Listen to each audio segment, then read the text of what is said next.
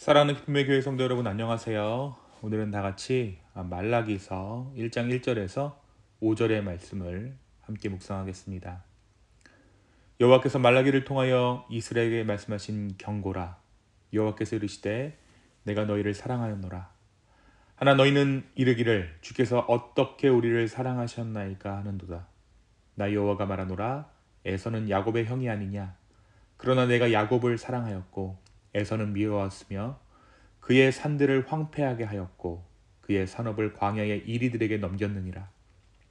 에돔은 말하기를 우리가 무너뜨림을 당하였으나 우리가 돌아가서 황폐한 곳을 다시 쌓으리라 하거니와 만군의 여호와께서 이르시되 그들은 쌓을지라도 나는 헐리라. 사람들이 그들을 일컬어 악한 지역이라 할 것이요 여호와의 영원한 진노를 받은 백성이라 할 것이며 너희는 눈으로 보고 이르기를 여호와께서는 이스라엘 지역 밖에서도 크시다 하리라. 아멘. 오늘은 다 같이 말라기서의 말씀을 함께 묵상합니다. 말라기는 구약 성경의 맨 마지막 성경이죠. 그래서 이 말라기의 메시지는 구약과 신약을 잇는 중요한 다리 역할을 합니다. 이 말라기의 예언 이후에 약 400년간의 침묵기를 거쳐 신약 시대가 열리게 됩니다. 이런 맥락에서 이 말라기의 예언은 구약의 마지막 음성이자 신약으로 향해 가는, 그러니까 예수님으로 향해 가는 예비의 소리의 의미를 담고 있는 것입니다. 이 선지자 말라기가 부름을 받은 시기는 주전 5세기 말 바사 왕국의 통치 아래에 있던 때였습니다. 이 시기는 이스라엘 역사에서 굉장히 중요한 변화의 시기였습니다. 약 80년 전인 주전 516년에 제2성전이 완공되고 예배와 제사가 다시 시작됩니다. 주전 445년에는 느헤미야가 3차 포로 귀환과 함께 예루살렘 성벽을 다시 재건하게 되었습니다. 그런데 이러한 외적인 회복에도 불구하고 이스라엘의 영적인 상황은 그리 밝지 않았습니다. 학개와 스가랴 선지자를 통해서 예언된 하나님의 영광이 좀처럼 회복되지 않는 거예요. 하나님의 영광에 대한 그 회복이 가시적으로 나타나지 않았다라는 것이죠. 백성들은 여전히 페르시아 제국의 지배 아래에서 살아가야만 했습니다. 이로 인해 백성들 사이에는 하나님에 대한 섭섭함과 상한 감정이 점점 커져가고 있었습니다. 이러한 감정의 결과로 예배가 점차 식어버리게 되었습니다. 그들의 예배가 점차 형식화되어졌던 것이죠. 하나님에 대한 사랑과 열정이 식어가면서 예배는 단순히 의무적으로 행하는 행위가 되어버렸습니다. 영적인 무관심과 도덕적 타락 또한 증가하고 있었습니다. 당연히 예배가 죽으면 도덕적인 타락은 따라오기 때문입니다. 그런 그들에게 하나님의 반응은 무엇입니까?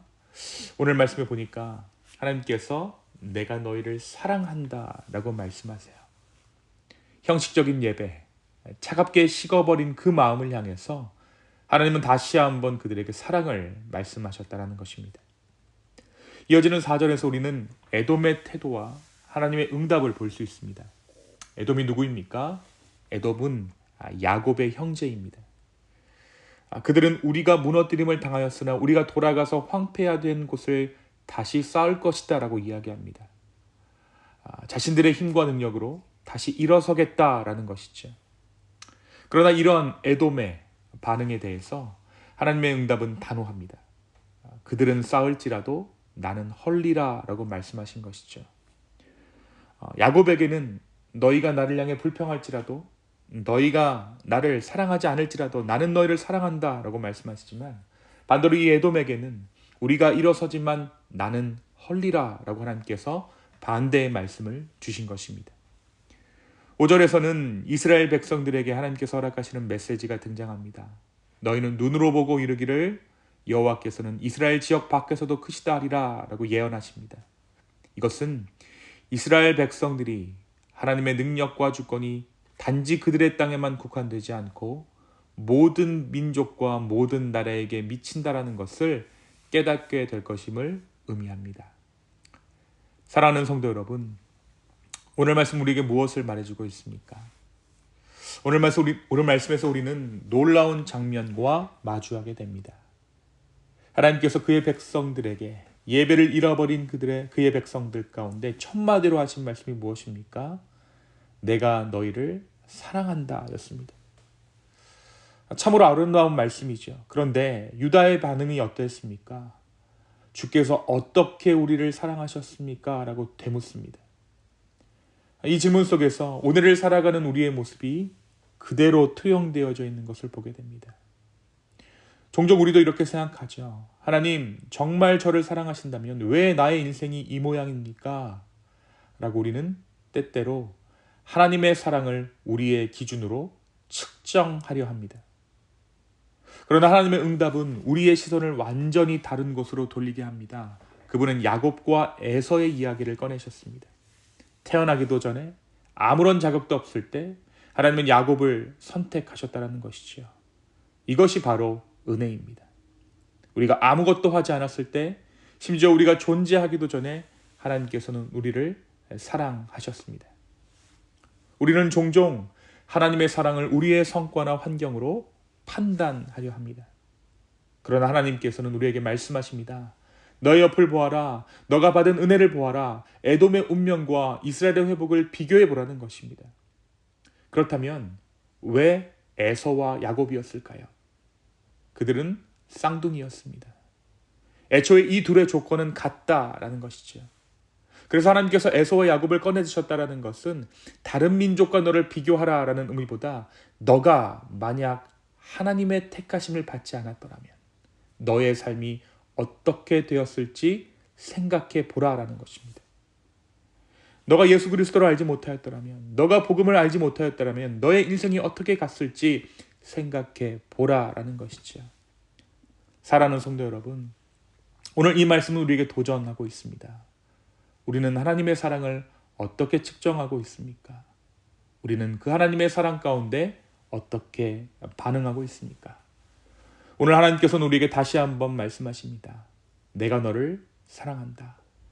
이 사랑은 우리의 상황과 무관하게, 우리의 업적과 무관하게 존재합니다. 이 사랑을 받아들일 수 있는 저와 여러분 되었으면 좋겠습니다. 이 하나님의 사랑을 받아들일 때 우리는 비로소 진정한 자유와 기쁨을 경험할 수 있게 될 것입니다.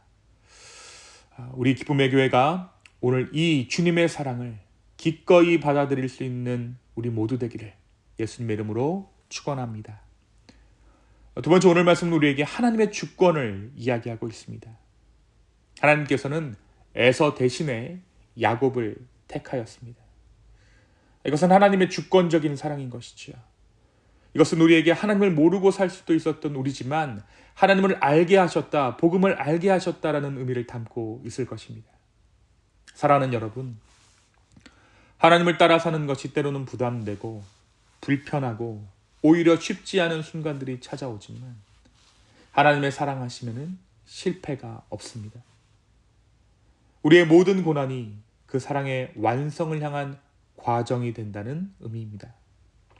사랑하는 기쁨의 교회 성도 여러분, 오늘 주권적으로 우리를 택하시고 주권적으로 우리를 사랑하신 그 하나님 앞에 우리 또한 우리의 주권을 내어드림으로써 주님 앞에 그 사랑에 반응할 수 있는 저와 여러분 되기를 예수님의 이름으로 축원합니다.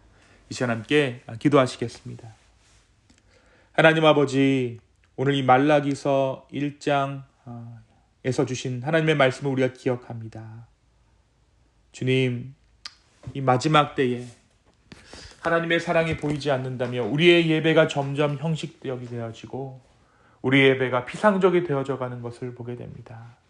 그러나 오늘 주님께서 우리에게 주신 말씀처럼 그럼에도 불구하고 우리를 사랑한다 말씀하시는 그 하나님의 사랑 가운데 오늘 우리의 삶이 거한다는 것을 우리가 인정합니다. 주여, 우리의 삶을 주관하여 주시고 우리의 삶을 인도하여 주시옵소서. 다시 한번 우리의 마음과 우리의 생각과 우리의 뜻을 아버지께 드립니다. 주여, 우리를 받아 주시옵소서. 감사합니다. 모든 말씀 예수님의 이름으로 기도하였습니다. 아멘.